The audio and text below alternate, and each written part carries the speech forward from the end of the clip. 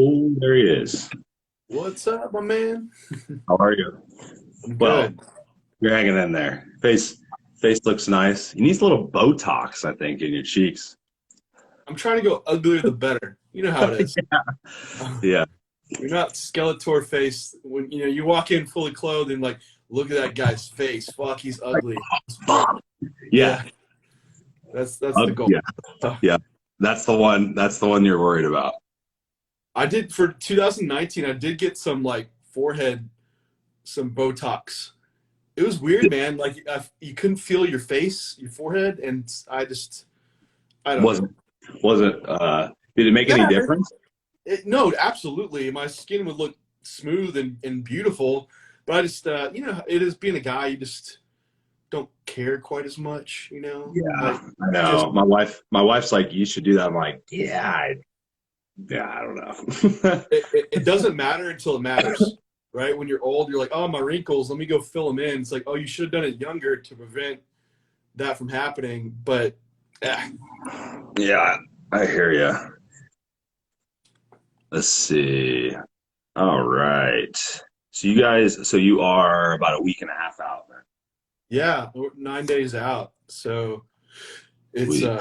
down here. Like, Renee's at a great spot. Like I've been increasing her food. She just looks harder every day. It's like, oh, it's awesome. I'm still like grinding away, and Yeah. but I'm about like probably 2 days away from like just bringing food up, and I'll be in a solid spot. So we're ready to rock and roll, man. Sweet. Yeah, you get that point where just reducing inflammation, everything, coast in, you start looking better for sure. Yeah, big time. I'm definitely still holding just from all the steps and stuff that I do. I just do treadmill walking in the morning, but on an incline, the rest is all just walking outside. So, but it's still taxing enough to where I'm not as Sure. sharp. But during peak week, like once I drop it back, it definitely get more detail in. So, I actually did my whole last prep. I had some hit cardio in for a while. So I had to grind pretty hard on cardio, but I did all my steady state on a under the desk bike, the whole prep. I did my whole prep. Now, granted, keep in mind, like, granted, by the end, I was doing like 4 hours of pedaling on the thing because the expenditure is not that much, you know. no, But every time I would increase cardio, it's like, all right, well, I'm going to increase X increments on my bike, and of course, it's still expenditure. It's yeah, just, no, I've seen those. I've seen like the treadmill desks as well. yeah. But I was wondering if it would just make me really shitty at both. Like I'm not walking that great or biking great, but I'm also not very productive at work. Did you find like you could still be? Uh, I found it. No, I found I was actually able to work pretty comfortably as long as I had a nice like upright chair where I was in like a good position. I could work. Because I would do a lot of stationary bike. I did all of that, and I did mostly just ropes for hit instead of anything leg, anything leg dominant. Like I didn't do bike sprints and stuff after a while because my legs were just too beat up. Yeah. So I just mostly like swings and stuff. But Okay. it all worked the same at the end of the day. It's just expenditure. It's finding the easiest means to create the deficit. For me, like that's Yeah. my mindset in cardio. So, but I just Yeah. walk like before and after meals. I just got my stand up desk, but I'm so high in steps right. No, not that high, but I just want to sit down, and so I don't really use. But for off season, I think I will use it more Yeah. so. I've taken interest though in the guys that are doing like the weighted vests. Yeah, Have you? the offset weight. Well, I don't know for you though, because you don't lose that much. Like Yeah, your off-season weight. Like now for me, like you take a guy that you're so close to your weight anyhow. But if you take someone like me that's losing like, 30, 40 pounds maybe, then I think it would make like somebody that's me is trying to continue to grow, right? So I'm getting heavier and having yeah, to lose weight. But yeah, I don't know how much weight do you lose in prep though. yeah. Well, I've been in prep for the The whole past year. decade. So, but normally I started like 240, and then would come down. Okay, so that's a decent. Um, It's still, yeah, that's still yeah, a so little. like doing it now doesn't make sense, like you said, but starting from the beginning, it might. But I found it interesting that's not just because I would do the calculation on adding weight and the weight off and how much calorie difference does it equate to. It's like, oh, that's minuscule. But I think there's this other component of there might be a regulation in the bone. Have you Sure. read? getting into this? But No, but it makes sense, I guess, in terms of, body weight. I mean, we know what even just like 10 pounds of body weight, the amount of pressure that it's putting on bone and joint tissue and stuff too, you would think that could make a pretty big difference. yeah, I forget what they're actually calling. There was something like a signal from bone to brain Okay. that is basically saying that body weight is not changing, and to keep up this like a metabolic status because of it to regulate bone density. But that's like a newer line of research that they're kind of That's interesting. I getting might into. try it in I my haven't next done prep. it yet to really see, but Yeah, I might try it in my next preps. We'll see how it goes. I'm all for it. I mean, I figure most of the show, most like the last time I prepped, I didn't have any show dates at all. So I was just like yeah, open-ended. trying different things. So, and I'll probably do the same thing next time. It's just like if I want to do a national show or whatever, I'll just do whatever one's closest to my, timeline. So Yeah. what it is, what it is.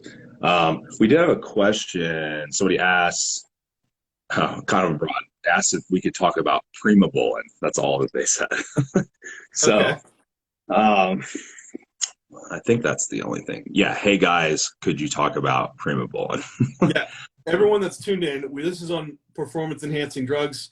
Send us your questions. We'll be happy to answer them. If you don't know, that's what we're talking about today. So we can definitely dive deeper into that and give us some questions.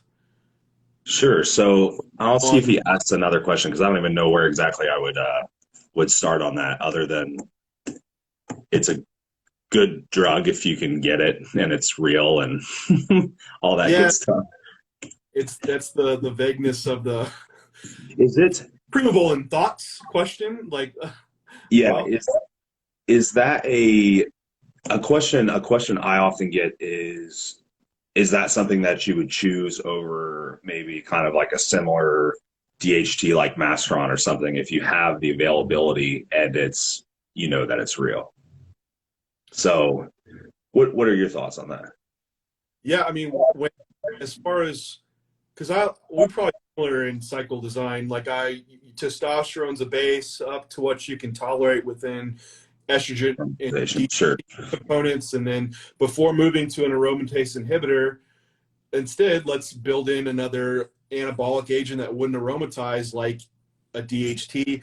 And so it kind of comes down to Mastron and Primo being the the most benign but in producing the results. And so Yep. it's a good progression, but then you weigh out, well, Primo versus Mastron, like one of our main differences and structurally they're very, very similar, non-aromatizing DHTs.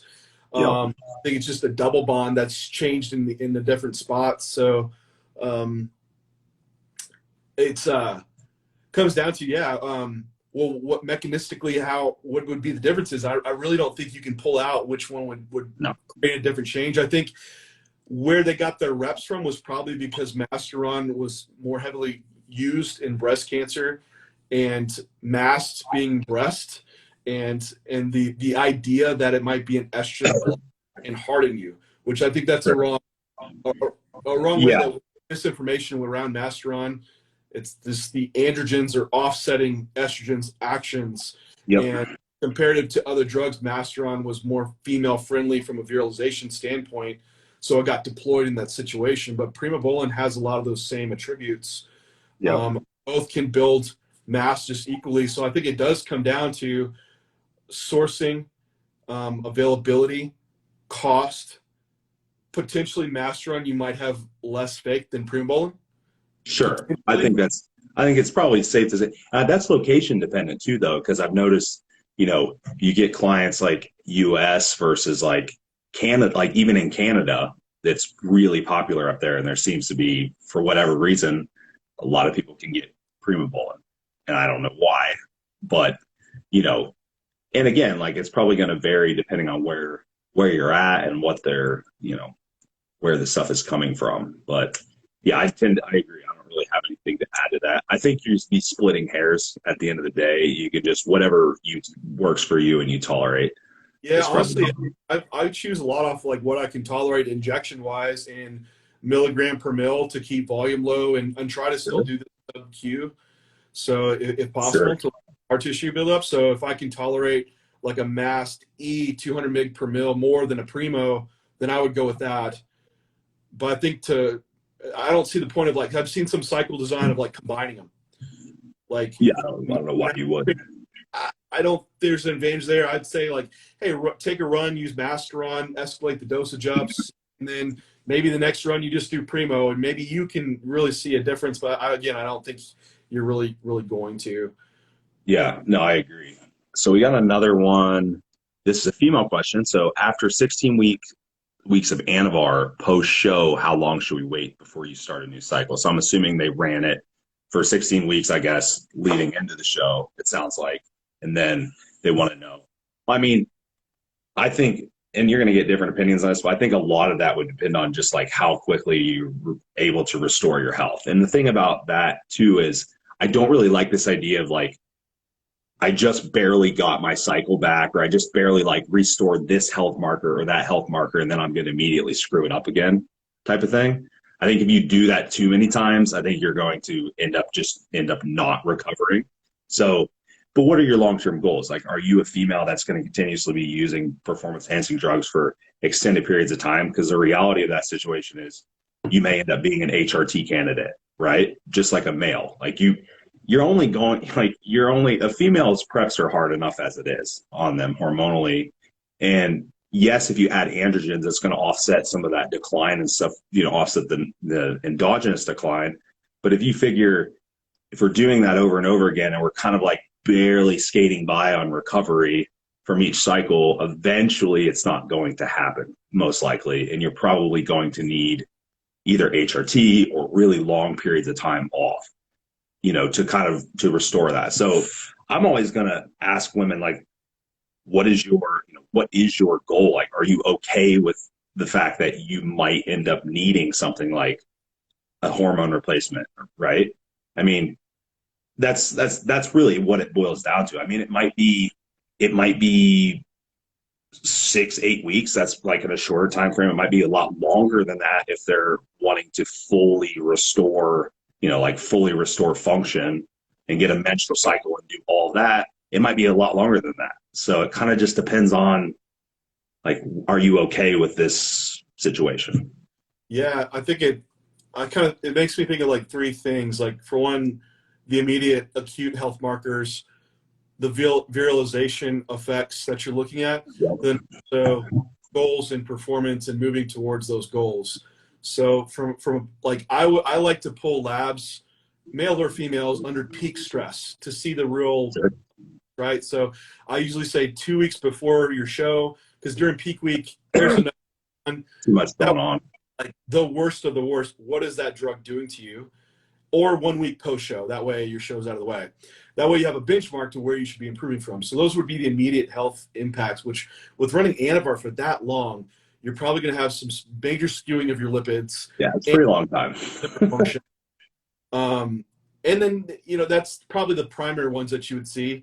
And with females, the dose, I mean, you probably would see maybe some kidney decline, maybe. But then it would come down to also, the virilization effects, and having that conversation of where are you at as a competitor and what you're willing to go through exposure-wise. But I think the important thing post-show is that you're not in a position to build muscle. You're in a position to really just try to recover from the stress that you've induced all prep. So trying to get sleep back, getting back to a position where you can actually be productive. And to offset that, the amount of drug you would need to do so to create an anabolic effect is so high that you're creating more systemic stress in the system that you really want to be reducing during that time. So I would say until you get back to a productive body fat for all, and you removed all of the prep diet fatigue, you sleep normal, your libido's back, you have normal hunger signaling, you're not chasing down donuts, and you're in sleep, that would for sure would be a position where you could increase like substances again. But then also that's probably a time where you would pull labs again and say, Sure. like, okay, all acute health markers have been improved. Maybe you would consider holding that for a period of time. I think you could hold it and still introduce gear appropriately. But then also from a female perspective, it's how much exposure do you want? Because we know whether it's a little bit for a long period of time or a lot for a short period of time, the area under the curve, it's going Yep. to masculinize you over the years of doing this. So I Yep. think, like I said, I think pulling out the VAR and going back to, if you're there at that competitive level of like, hey, I'm going to keep competing and I'm WPD or a figure that you're likely not getting a menstrual cycle fully back, that, hey, let's optimize estrogen, testosterone, progesterone, let's use non-androgenic compounds, ride that out for a while, and then maybe you can introduce your cycle, which I wouldn't choose Anavar for off-season period for a female necessarily under certain contexts maybe, but I think that would build that out for me. Yeah. Recover body fat, get normal, health markers look good. Okay, you're good. Are you okay with taking more risk under virilization in the long term? Yes. Okay, then proceed. Yeah. And I kind of like that. I kind of look at males kind of in a similar fashion, is that post show you're going to get the most bang for your buck simply by recovering. That's what, like, these idea of like, oh, just switching over to different compounds and just like annihilating yourself post show. It's like, okay, but you get this really short window where you might, like you said, you might take enough androgens to offset the systemic stress, but then you fall on your face like when your off season's really getting going and you're not recovered. So the best thing you can do, like John said, is just make sure you're recovering. So by the time you are actually ready to progress, you're in a good spot to do so. And you haven't wasted the first 3 months binge eating while you were also taking Anavar. You know what I mean? Like, it's kind of like you basically wasted all that time not being productive and taking a drug that essentially didn't allow you to recover, So yeah, not. Because I've done that. I've done the post-show, like, Yeah. let's keep gear high and get the anabolic rebound. And man, my feet were swollen, blood pressure was high. Then finally, you do have to drop gear back to start your off season and like get health markers back. But then you have gear low, your more insulin resistance. Then you just get soft and fat real quick, and then you blurred a lot of like that. What you thought was muscle gain was just water gain. So, what I agree with you completely. Like, we should just get the most from the least and have this off season that creates a runway to where you can just keep adding in slowly and keep making the most out of it for sure. Yep. So we have some other questions. Yeah, another one on what I like this one. T3 use during prep.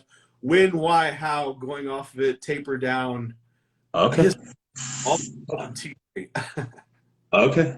Sure. Okay. I mean, I can give an opinion on that, I guess, if you want, or Yeah. Well, I kind of like when we talk about exogenous thyroid. I mean, the idea is, we know obviously downsides of hypothyroid, and we know that it downregulates the prep and all this. We know that also T4 to T3 conversion is going to start dropping. T3 goes up, like all this stuff with with stress. But the dosing, like, I see all these crazy dosings. I don't really know where people get it. Like, either they dose so little that it's not even a replacement dose, or they dose like so much that they're just hyperthyroid and they're having other side effects. So the idea initially would be kind of dose right around where a replacement dose might be, where it puts you like high normal. And I could see merit in potentially for some period of time, maybe going like a little bit over that, and you can get away with that to a point. But like 100 micrograms of T3 is so far hyperthyroid that, you're essentially, you're making your sleep worse. You're probably adding more systemic stress to your body. That's just not necessary. So replacement dose, I mean, it's going to vary person to person. I mean, I've seen anywhere from like 12 and a half to maybe in the 30s for some people is kind of where we're at. I would also ask, like, how downregulated are you to begin with? Like, what's your kind of natural status like in terms of thyroid? Are you using T4 with T3? If you're also using T4 and you're getting a little bit of conversion, like if you use a combination drug like Armor or something like that, or if you're using like both at the same time, you'll need less T3, right? Because you're getting at least some conversion from T4. But just do labs. I mean, like you can do labs on it, right? You could start at a base dose if you want to start at a nice round number like 20, 25 and see where you're at. 25 is probably going to put most people in a pretty good spot. And then just kind of like adjust from there up or down and see what you need. If you need to go, if you really need some bump and like you're a little behind and you want to run a little bit more than that, that's fine. But I don't really see any merit in doing like these astronomically high doses. I think the point of diminishing returns is that you just add too much systemic stress. Do you see a lot of people that start off a prep when you see lab work and their TSH is higher and they haven't got into like the real digging of prep at all to where they might have that limited T4 to T3 conversion? You're like, okay, let's start some T4, maybe 100 micrograms. And then as we get into prep and we see that conversions dropped off, then we bump the T3 in. Then we add the T3. Yeah. I think there's merit within that. Usually, like I am pulling labs like mid prep, and especially pulling them once you notice. Usually, I notice like once you hit that spot where you're like, you made some change to a plan, and you don't see the response, right? Like doing cardio, you decrease food, and there's like this resistance that's occurred. Usually, if I'm pulling labs around that time, that's usually when I'm also seeing thyroid functions starting to dwindle. But I think pulling labs around somewhere in that time to verify and then dose your thyroid hormone based around what's going on, and pull a reverse T3 to see if you're getting more of that T4 getting converted to reverse T3 over T3, which, but that's usually how I start is like 25 micrograms of T3 is about what you would produce. And yeah, somewhere in that range. If there's nothing around it. Yeah. Like that's what I'll take in prep, and it puts me about normal. I did just pull my labs 2 weeks ago. You saw my labs, Austin, and the nurse practitioner, she was concerned because my TSH was like a 0.3. Wow, because you were on because you're on T3, so it's like So that feedback loop is going to be very suppressed. It's just like, and like what Austin was saying, like to replace T3 at a level that would be suboptimal, like something you would even produce, you'd still going to get suppression, but you're just not. It's like you're actually lowering it. It's like it's like testosterone. Like my testosterone's low. Cool. I'm going to take 50 milligrams of testosterone a week. All right, you're going to be worse off. Like you need to start at like 2 milligrams. So, and you're going to have low luteinizing hormone. The signal's going to drop. Same with T3. Like, hey, my signal's low. But I understand the concern because there's health concerns with T3, over suppression of TSH and like the heart and brain. But again, this is more so going hyperthyroid, which might, if you're pre-T3s within normal limits, I don't see there would be much risk at all to that. So no. Think of it as you are taking thyroid replacement. Essentially, it's kind of like where you're at. So the other question was coming post show. Okay. And my thoughts, just quick for like post show, is that I leave it in until I do get some of those prep fatigue removed. Yep, I like that. I think pull it right away because it's only suppressing, but you're still in a suppressed state if body fat's low, food's low, energy output's high. So get some body fat on at least 2-3 weeks, and then I would just pull it at that point. Yep, I like that. I mean, kind of weigh like how much cardio they're doing, how restricted is food. Don't just like yank everything. That's a bad caloric balance situation right there. So I for sure agree. I like that one where they like drop all their cardio, drop all their fat loss drugs, like increase their food. I'm like, well, yeah, I mean, you're gonna get fat real quick, Let's see. Oh man, we're getting a lot of questions. Okay, so let's see. Someone asks, what's that? There's one on PED escalation in the off season versus prep. Oh, so you are getting actually different questions than me. Oh, that's cool. Okay, see, I didn't know if it would give us the same thread or not. Here, how about you did one, I'll do one. We'll go back to yours. Then we'll bounce back and forth. There's two here that I think could get combined. Okay. So it's PED escalation in the off season versus prep, but then there's another one on what biofeedback is looked at when considering to titrate up PED dosage. So I think summing this question up into how would you escalate PEDs in an off-season period, and what biofeedback are you looking at to titrate the dosage up? Okay. I'd say, Austin, or do you still like blast and cruise people like, hey, you're on 300 milligrams of test, we're going to jump up to 2 grams? No, I titrate pretty much everybody. Pretty much. Like, I can't even think of anyone in the recent history that I haven't done titration with, to be honest. So what would be the determining factors of starting off with titration, up to what and at what rate?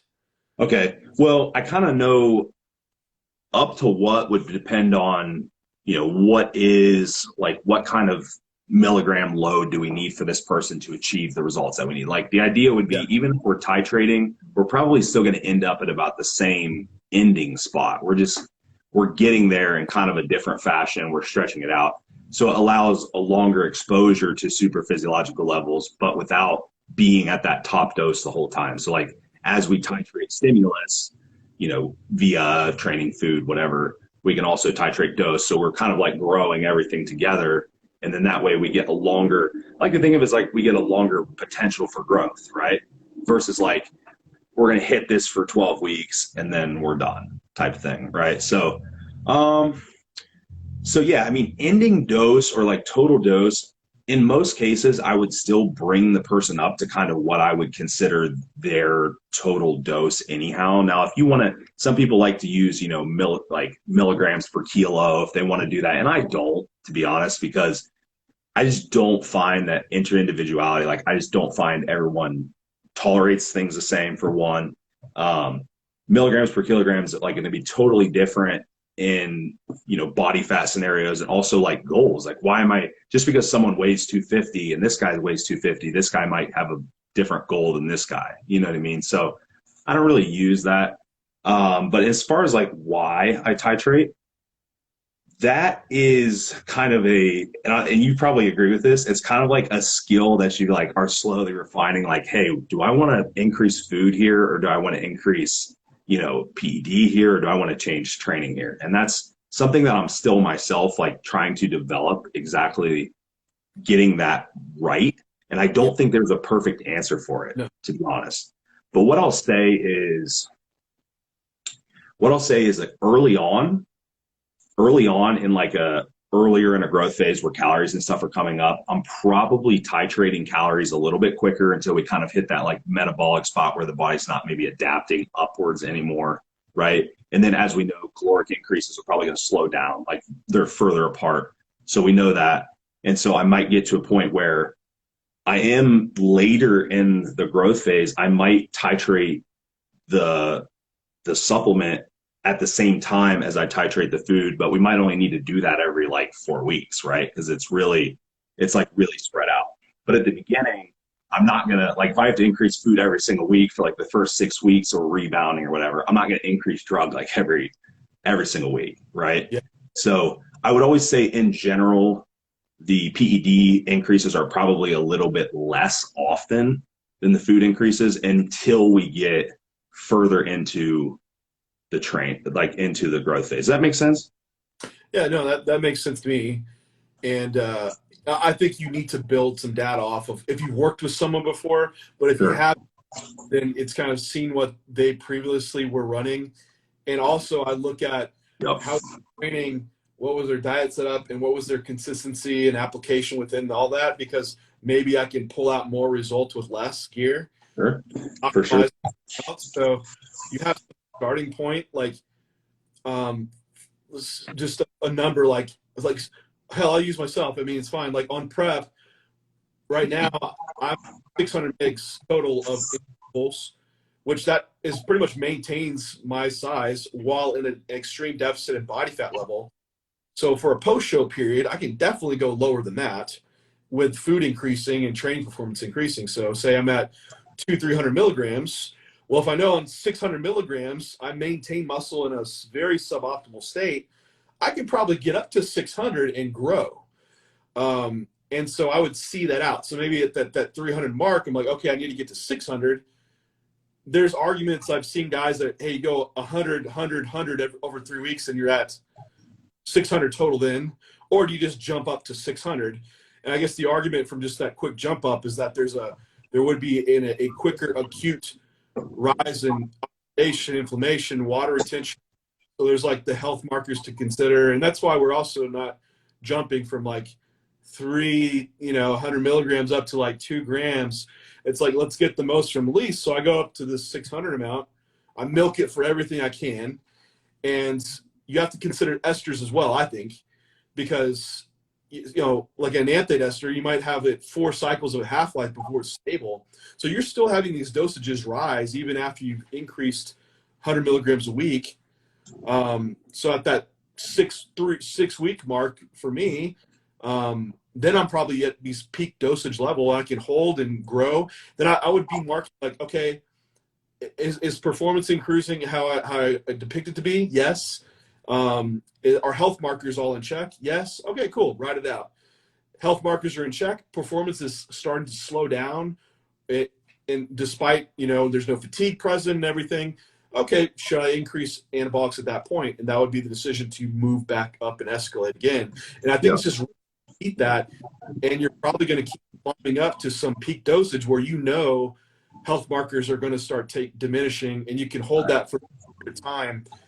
But I think with this approach, it prevents you from doing, let's jump up for 2 grams off the bat, but we can only handle that for 12 weeks versus maybe we'll climb there and we're going to be able to do that for 24 weeks and probably health a little bit better and probably optimize a lot of the other variables along that path and not blur the initial gains with water and be able to mitigate muscle to fat gain a little bit better too.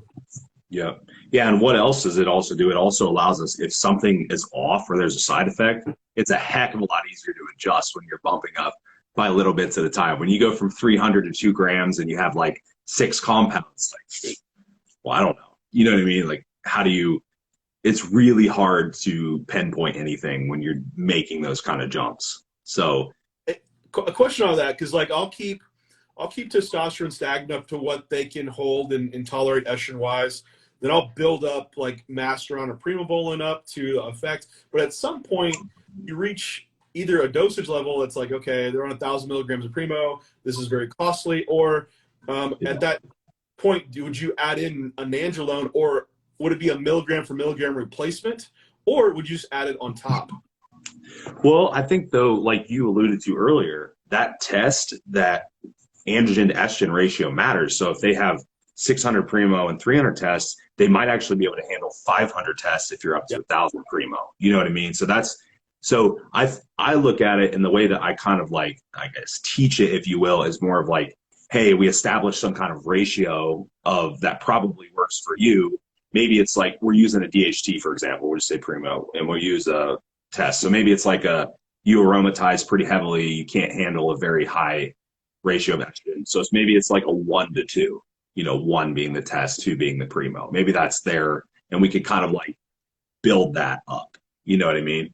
Now, that's probably not going to indefinitely work. Like you probably couldn't get up to like 1 gram of test and 2 grams of Primo and like continue to work. I'm sure there's absolutely a point in there where that is not going to work, but I do think that for the most part, you can use that as you work up for most, at least in my experience with people.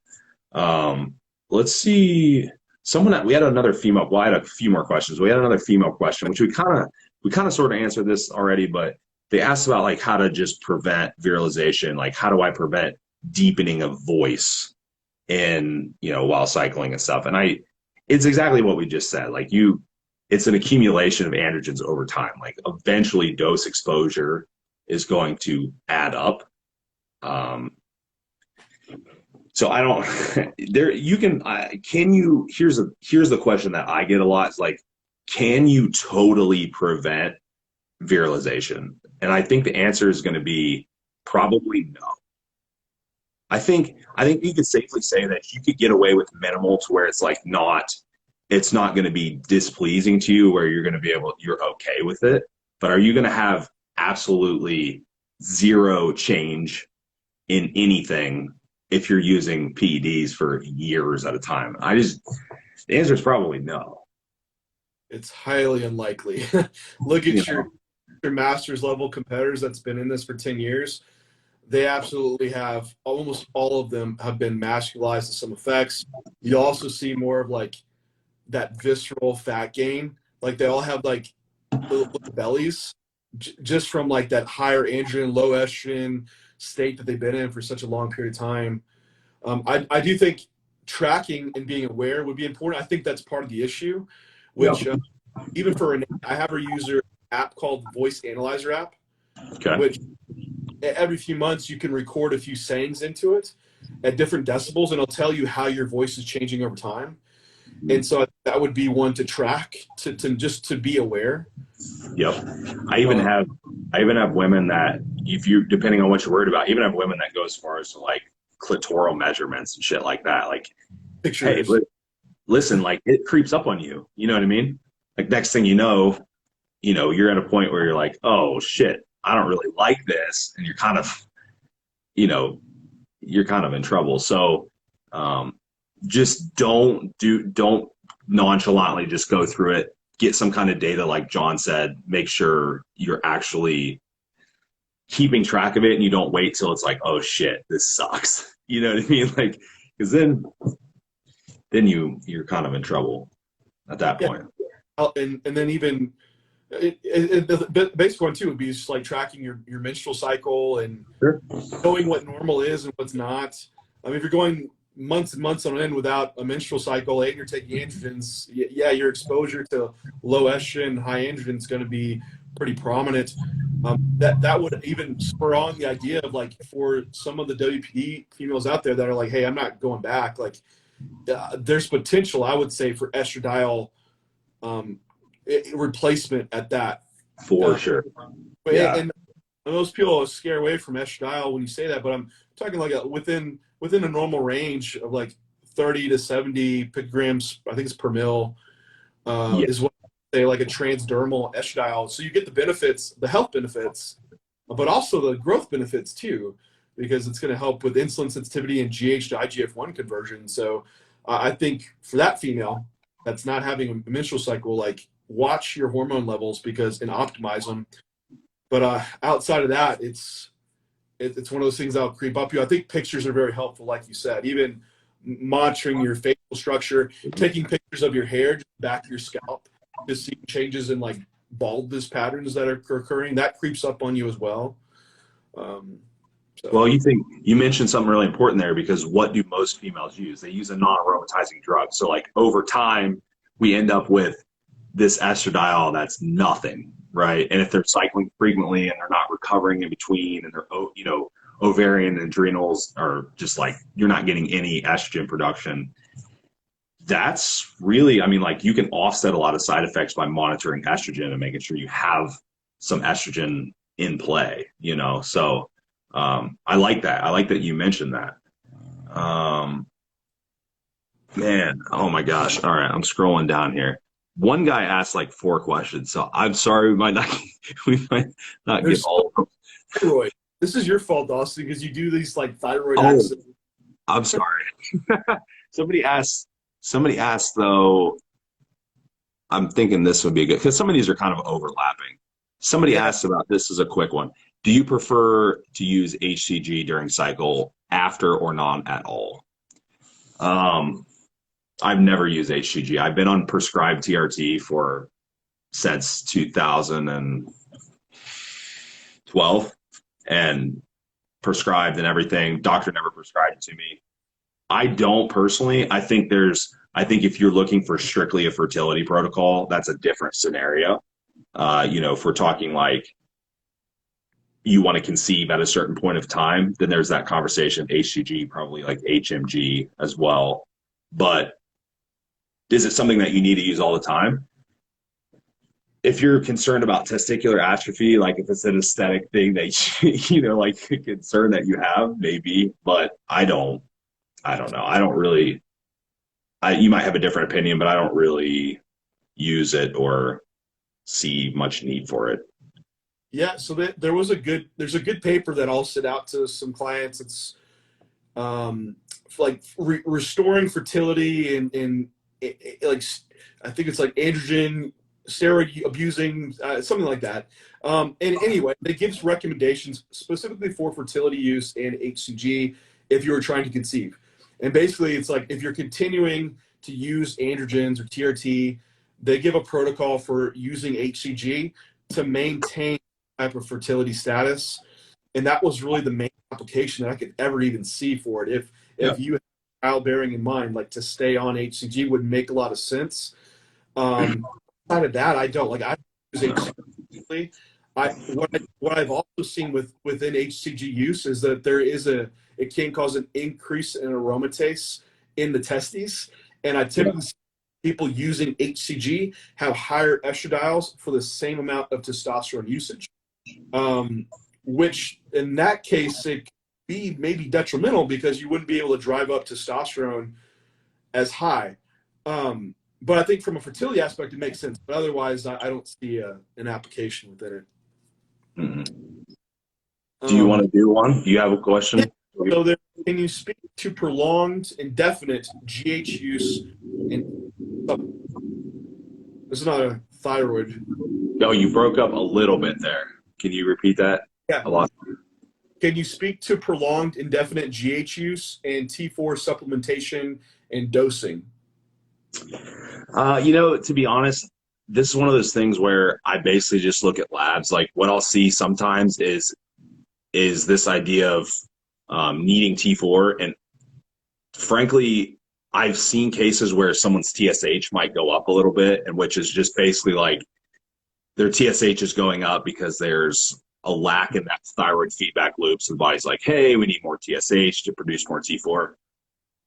I've not really noticed anyone that has needed to indefinitely supplement with T4 because it severely suppressed their thyroid access. So that's just my experience. Like, and I've seen labs after labs, and I've seen anything from like 2 IUs of subcutaneous GH for like, fat loss or something, clear up to like 10 to 12 units, for an off season. And like I said, I have seen changes in TSH happen, but I think the body's able to compensate for that pretty easily.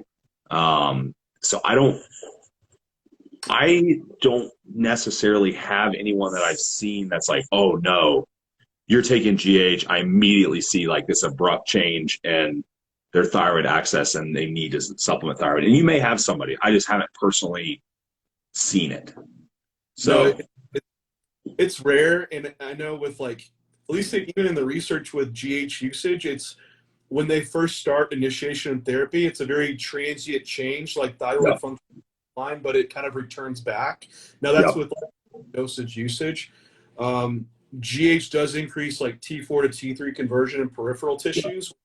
Could cause some negative feedback and changes in like TSH and maybe an overall decline of thyroid, but you'd still have this increase of T3 in the peripheral tissue. I would say, though, warning against like a hyperthyroid state, you actually see increased GH clearance in urine, GH IGF-1 conversion, and also if you're using too much thyroid hormone, it could increase protein breakdown, which is kind of going against what you want. So I think just going is really the best rationale behind it. So if you are going really high in GH, potentially you would need to supplement with just to keep T3, T4 optimal. But again, you have to go off lab. That's why I say check labs every 10 weeks if you're enhanced and doing this stuff seriously. That way you can track with it. I've noticed just competing over time that just personally, there's just a decline in thyroid function that just is continuing. Yeah. I see it so common. So many competitors that TSH is like in the 3s or above, and they're not on thyroid. And but as far as being associated with growth hormone, man, it just really varies. Yeah, I agree. Labs, get your labs. All right, so let's check out. Let's see what else we have here. I'll let you hit this one first because you already had mentioned it. Drug preference for women in the off season who has a substantial lean body mass goal. So they want to jump a division. So we're talking like a lot of muscle growth. And I'm assuming they mean compound, like compound selection, which they didn't give us much context. They didn't really tell us like there's going to be some things left out in terms of person to person, but kind of what are your thoughts on that? I want to grow as much muscle as possible. Fuck, take it all right? Uh, no, it's I for a female, I would build it out being the most benign effect to get the result that you desire. And if it's not there, then to escalate up. And so like starting point, if you covered all your bases, is like I would, look at optimizing hormones first. So having a testosterone base for a female, somewhere between 10 milligrams of testosterone as a replacement. You covered estrogen, you covered progesterone, you've explored all non-androgenic agents as well. So your growth hormone, I would say like utilizing metformin. I'd even say telmisartan's in place, maybe an injectable L-carnitine, and you have all these things already working. You're like, okay, I need more now. Okay, at that point, what's the most benign androgen probably using a female? And I would say Primo or Mastron is probably a first choice there. And you would base your dosing around your response to that TRT dosage, which I think makes a lot of sense. So if 10 milligrams per week keeps you within the normal limits, you have something to kind of go off of how much Primo or Mastron should you probably be using. Then also what we've seen clinically deployed with Primo and Mastron, which that would give you a starting place. So like Primo Mastron was deployed around 300 milligrams per week in females, which 30 milligrams a week can go a pretty long way. And so I think the starting point, and not going with Anavar as a first choice just because it's a methylated compound. You're going to have a quicker time to distort your lipids, liver function, and just not be able to stay on because health markers are going to go out of whack.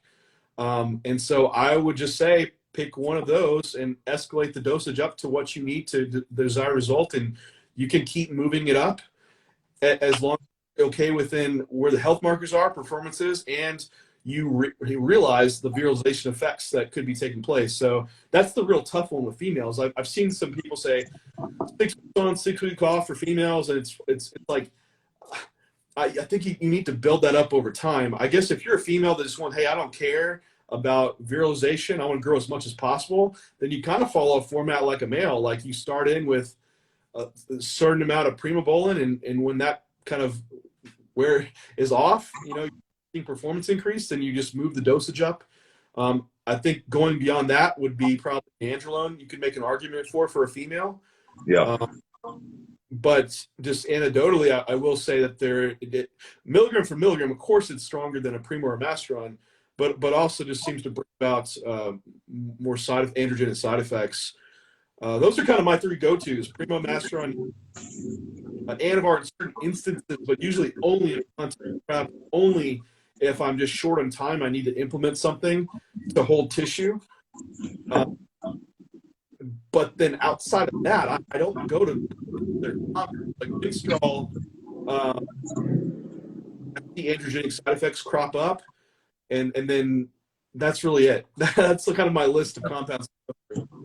Yeah, I zero disagreements with the compounds. I think that's great. I think one thing that you pointed out in there to reiterate too is that the exploring other avenues, right? Like just like we would in a male, like why wouldn't we exploit, this IGF pathway and this insulin pathway and all these other things with the female, just like we would with the male? Because instead of just driving, it's like I always say, like driving the square peg into the round hole. Like, why am I going to continue to increase androgen dose when I can exploit all these other things? So you might get a female that gets away with pretty minimal, and they should, like a female that outside of one that's really seasoned and maybe been exposed to a lot of androgens, and okay. But anyone that's maybe like this person, like they want to grow weight. So let's say they're more novice to intermediate, they're trying to move up.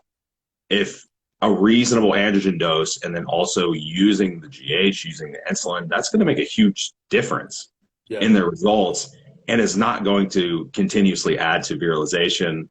So that's my thing. Like, it's weird. Like, I get a weird kind of response sometimes when I say something like that. They're like, GH and insulin for for a woman. I'm like, why is it? It's not any. It's not going to be different. You know what I mean? It's the same. It's I would implement largely working the same way.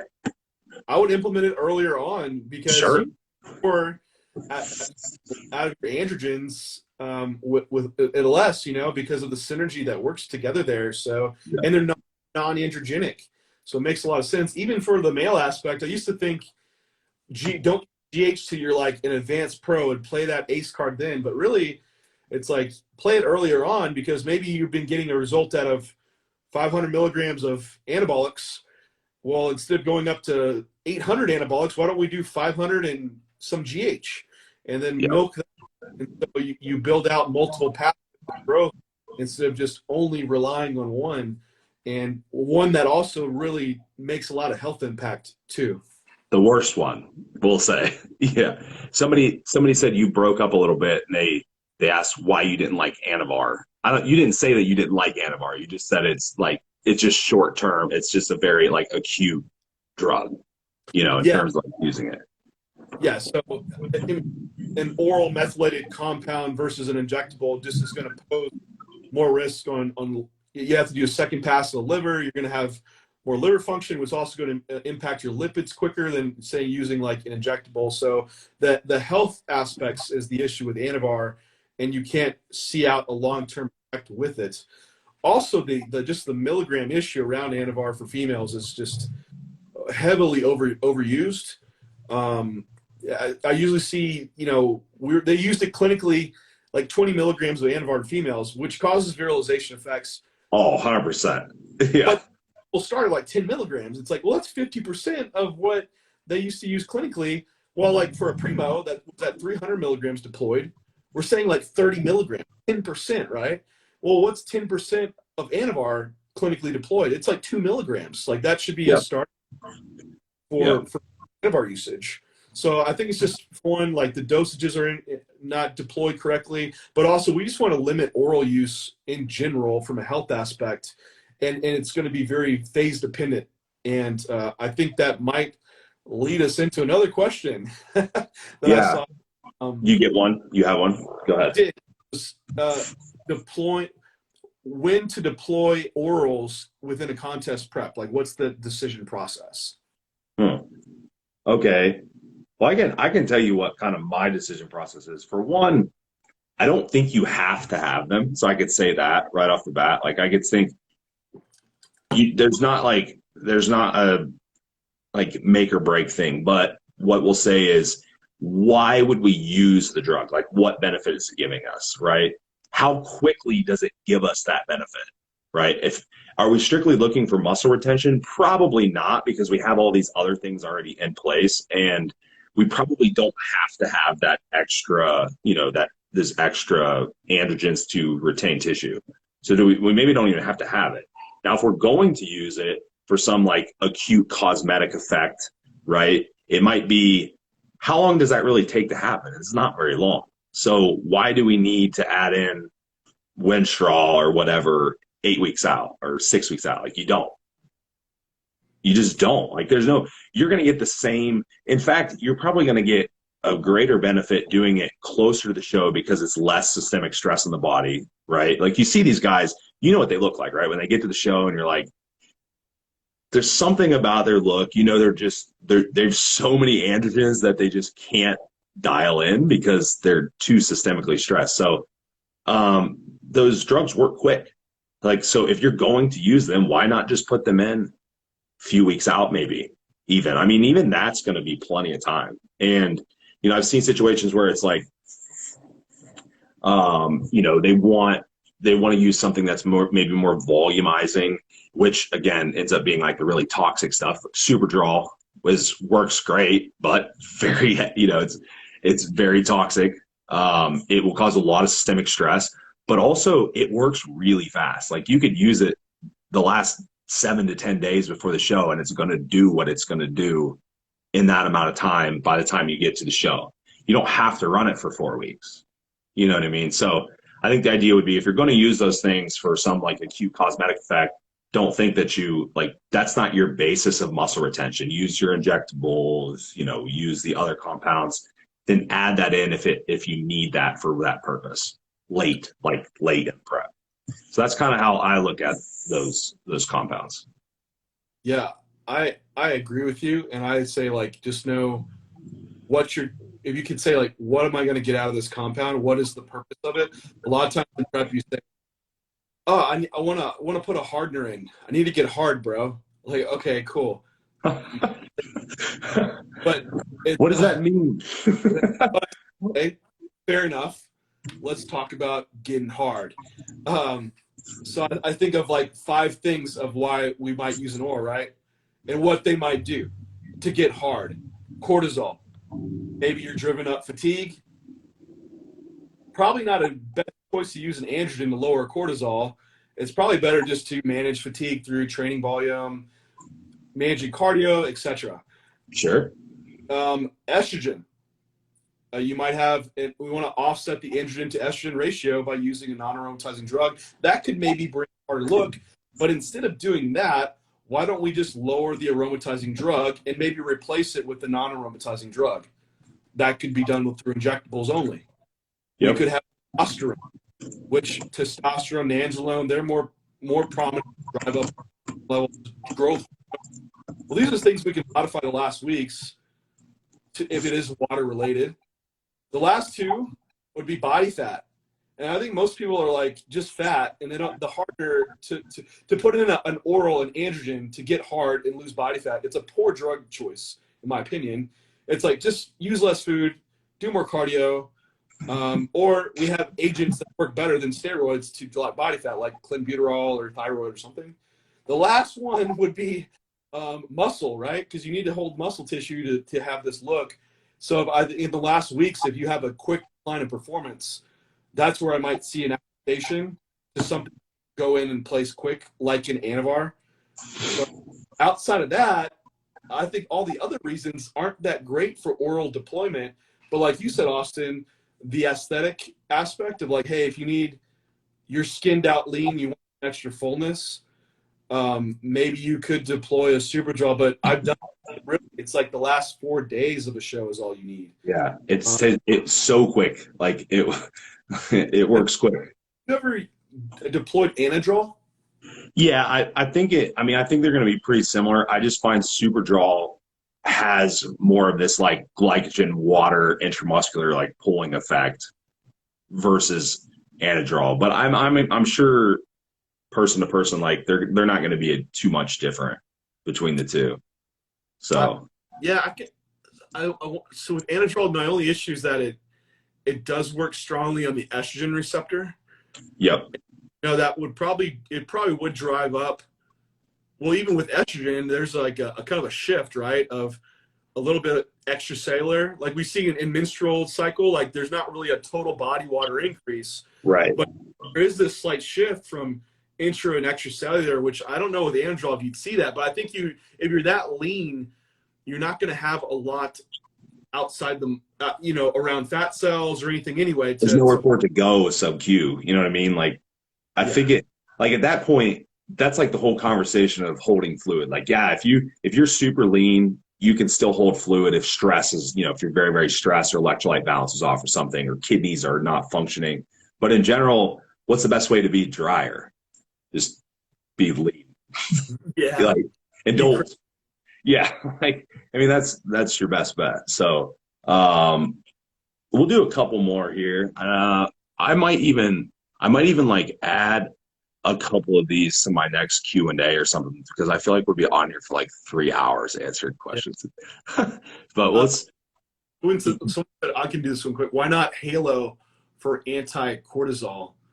And I mean, all steroids in general are going to have some opposing action to cortisol, with the more one being Primobolan. It doesn't take a lot. But I think if for the very last few weeks of prep, ideally, you want to be able to be pulling off fatigue and lowering cortisol through all the other main means. It's like you caused it's like trying to put a Band-Aid on the problem. It's like, why don't we just solve the problem to begin with? So that's the thing with Halo. I don't think it's best deployed from a cortisol aspect. I don't think any androgens are really best deployed. Like if you have a cortisol issue, fix the cortisol issue. Yes. Right. you know, so that's like, but bodybuilders love band-aids, man. You know, so Well, same with that's anything. I have an estrogen issue. Cool. Take an aromatase inhibitor. Or I have a prolactin issue. Okay, take Caber. It's like, why don't we think back and like change some drug design, and we could probably yeah, work. for sure. Yep, I agree. All right, so let's see.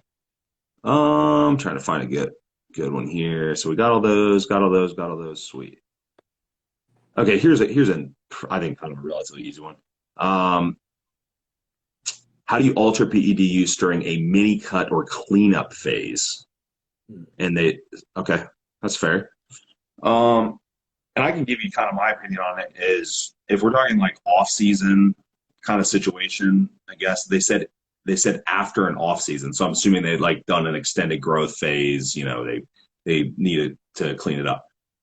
I would say in general, yeah, I mean, we could switch over to compounds that might be enhance insulin sensitivity. They might, you know, enhance fat loss. But in general, I'm going to say probably not much of anything. Like, I don't think you should be dieting or in such a harsh deficit to the point where you should be worried about like a lot of muscle loss at that point. So my thought there is save the androgens for what they do best, and that's going to be to help you grow tissue when you're doing a blast or titration or whatever.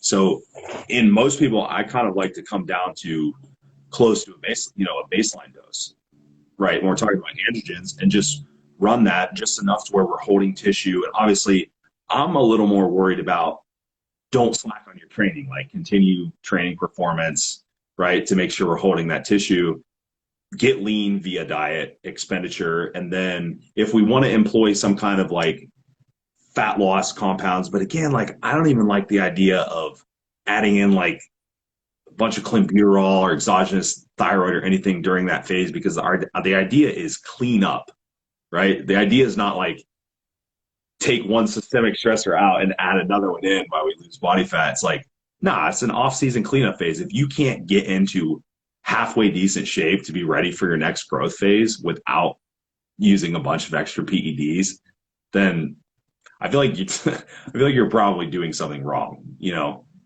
To add on that, Austin, would you say you've reached this peak dosage phase and that's higher, blood glucose is up, you're like, okay, I need to diet down, but I also need to pull back on gear. So you're removing gear, but pulling food back. Okay. But That's a good question. you probably don't want to jump right into a deficit. Maybe should be some No. holding period. Yeah.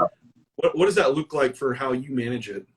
Yeah, I do exactly that. Is that well, one, what esters do we have in, right? You know, like how long is it going to take this stuff to clear? If we just say, oh, we pulled back to a TRT or whatever dose for 2 weeks, but we had a bunch of long esters. Well, they're not even probably all the way cleared yet. So you're still kind of fooled there. You know what I mean? Like you're not really at baseline. So for one, make sure the esters are cleared. Two, quit increasing calories at that point. Like at least don't make the situation any worse. You know what I mean? I will occasionally, like if I'm getting a person that's the end of that phase, I'm like, shit, they're really accumulating body fat quick at this point. I might actually pull them down like, you know, 100 to 200 calories just to keep them out of that, get them like close to maintenance. You know what I mean? While all the PEDs clear. And then I want to hold that, like ideally, as long as they're not super insulin resistant and just getting like really fat, I would like to just hold them there for a little while, you know, and that might be another month even if I can, if they're Yeah. like if they're okay with it and mentally they're kind of on board with that. I'm okay if their blood glucose is a 98 for another month. Like it's not gonna, as long as we're not like making it worse. You know what I mean? I feel like we're gonna be better off holding it, make sure performance is good. Do I need to change their training? Like, are they really capped out in this training phase? Do I need to get new stimulus in before they start that mini cut so they can start progressing again? Like, what do I need to do just to make sure that we're holding that progress? Because people do exactly what you said is they pull calories, they pull androgens down, and then they also are like, oh, I'm not taking drugs and I'm not eating, so I'm like, I'm not going to train hard. I'm like, well, good luck holding any of your progress, you know? Yeah. So, Yeah. I would do something very similar. Hopefully you don't get to that point to begin with. Yeah, yeah, right. But Which, if yeah, it's there, like, all right, body fat's high. I do need to pull back gear. Would pull them back to like a level of what that gear might be, which you might kind of look back at what you started before you started escalating. Maybe that was 300 milligrams. You pull back, bring food back, I'd say close to maintenance.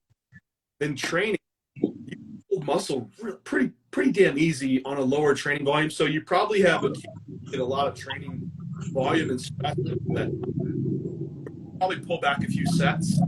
Get someone just hold this tissue. Let's yep, hold strength up. Let the esters clear out, like you said.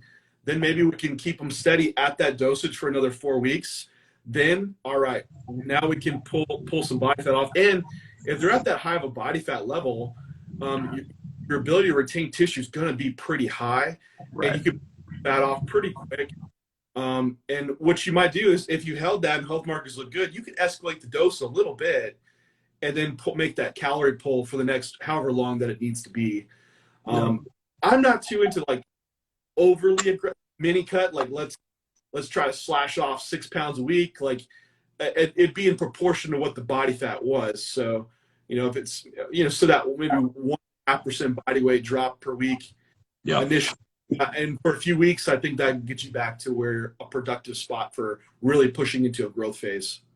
Yep. Yeah, I agree with you. I'll do one more on my side, and then unless you want to do another one, we can we're at a little over an hour. So, and John you're holding strong, man. You're not fading. You're doing great. Well, you're technically an hour behind me, so I'm the one that's fading. That's true. Over here. So I've been going at it since like 7 this morning, so I'm like 13 hours in. Well, then we're getting to that point. Okay. Let's see. Try not to do like 4 questions from the same person. We already answered main considerations for PED increases. Already did that. Already did that one too. Yeah. Okay. Here's one. I suppose we can do this one. Insulin use during off season. How do you see it best being utilized, and for what purposes? So we'll do that one. What do you think? I think I did the last one first, so I'll let you go.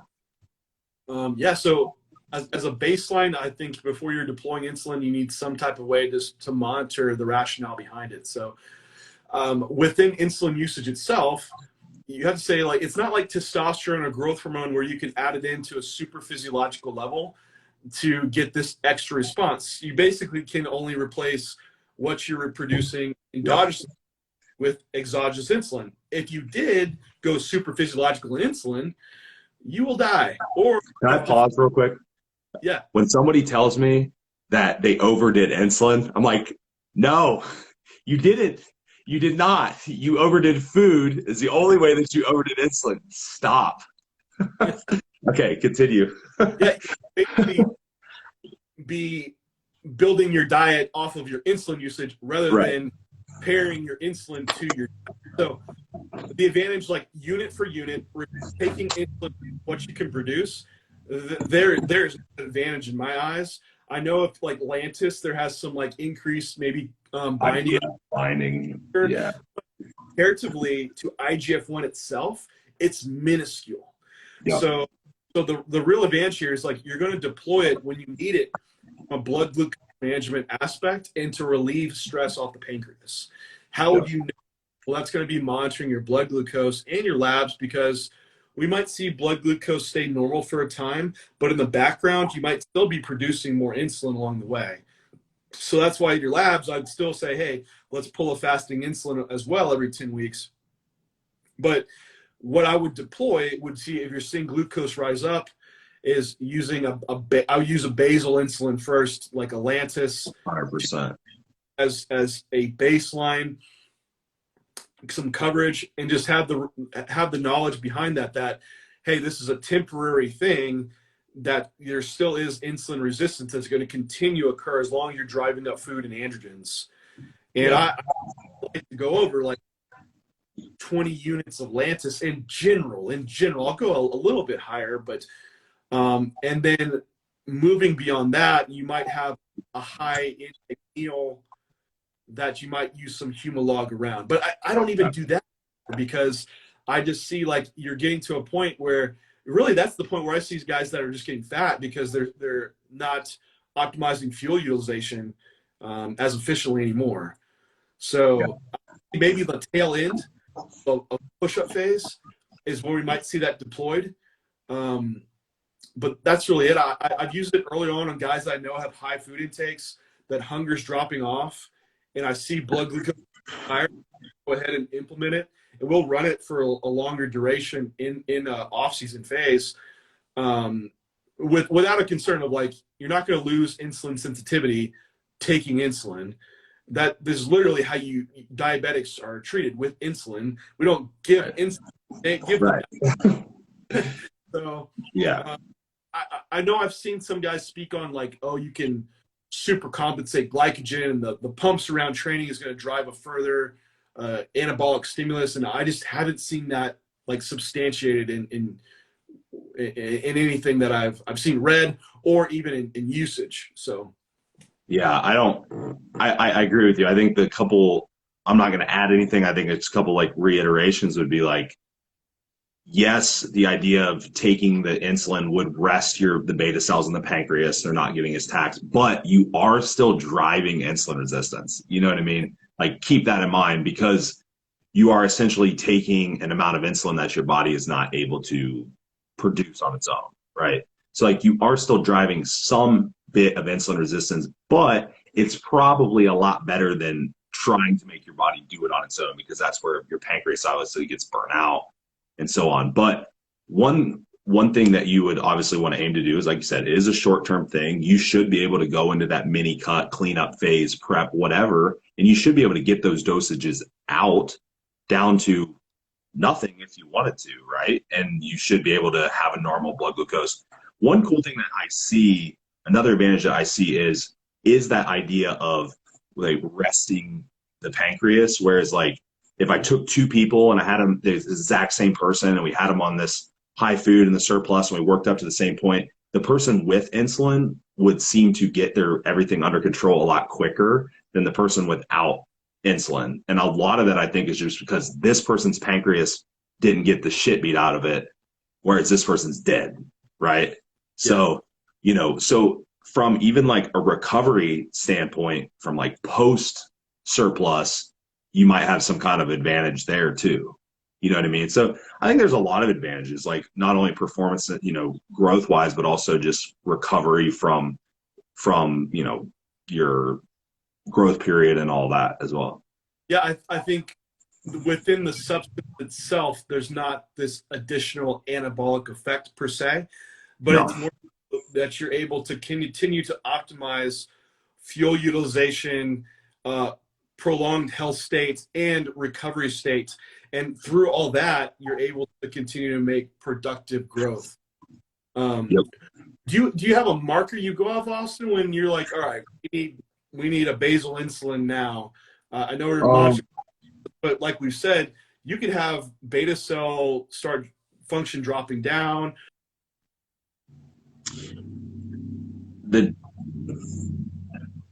Off like some feedback from the client, like hunger's lower. And the difficult part about that is that unless like two people would manifest it different ways, like I might have one person that I see glucose go up and insulin levels stay the same if I check their labs, whereas the other person might be glucose stays the same, insulin levels go up. So like that insulin resistance kind of manifests itself differently in those two, in each person.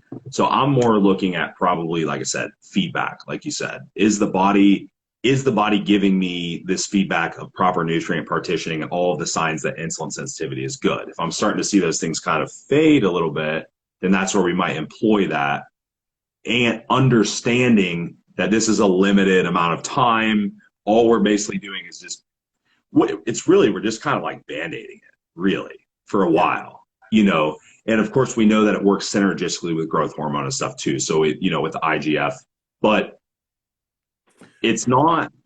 I would say if you're functioning though, like your endogenous insulin production, it would suffice to You would optimize. say that, right? Right. Yeah. Because again, what's the difference? Like you said, like what's the difference between, if your body's producing 50 units a day of endogenous insulin versus exogenous? Like it's not different, you Well, the know? problem lies is when you don't, right? Right. So, or the problem lies in when your needs are actually higher than what you're able to Yeah. produce. Because, yes, you do get to a point where, in order to stay in a surplus and continue growing, and you've seen this, like the guy is not fat, like you can keep growing, you know what I mean? But you have this little bit of insulin resistance. So you're like, I don't know, but I know if I put some insulin in for a little while, we can get some more out of this without like completely destroying his sensitivity and not making him a fat slob. So it's kind of like, is this going to benefit us to continue to grow further? Or is this just like, if I get the client that, yeah, their blood glucose looks like shit and they're fat and they want to keep growing, like, why don't we just take some insulin? Well, no, because we can control your blood glucose indefinitely if we just keep taking more. You know what I mean? Like, You find it's more of like a body type, like the guy that's always skinny, the harder gainer, right? Like that stays lean all the time. Like they seem to benefit a lot from insulin because they need a high food amount, and usually it becomes like a limiting factor, more of like yeah, being able to get the food down, digestion slowing down. They're but they need this extra addition to keep fuel partitioning efficient. But the person that's like always the guy that gets real fat in the off season, like they're usually not the person that you would need yeah. utilize and need insulin. So Those dudes are insulin factories anyhow, a lot of the time. So, okay, cool, man. I don't think I have any more questions coming in. that's it. I'm good. I'm good with where we're at. Now, I think when we end this, can we post this to our page? I'm pretty Yeah. sure we can, right? When Okay. you end it, it should ask you. So Okay. I'll post it. I don't know if it'll post yours, but you can always share it off mine if not. I like this, man. We should do these more often. They're We'll fun. try to, yeah, we'll try to set up, we'll try to do like different topics. I like the topic specific. Maybe we can do something like refeeding or diet, whatever, like anything I think would generate questions. I mean, for the quality this is, we should. I know we've talked about doing like Yeah. This yeah. is too good. Y'all are giving too much free stuff now. Maybe No. I mean the podcast again might be cool, but whatever. We'll talk about it. Yeah, well, yeah, we can figure out. Let's let you get through next week. Yeah. Okay. Fair enough. Yeah, we'll go through that. Cool, man. Well, I appreciate you coming on, and thank you, everyone. We had over 100, or we had well over 100 at one point, so that's sweet. Yeah, I know we're down to about 50 now, but everyone's starting to straggle, so that's cool. All right, man. I'll talk to you later. Yeah. Have a great night. Yep, take it easy.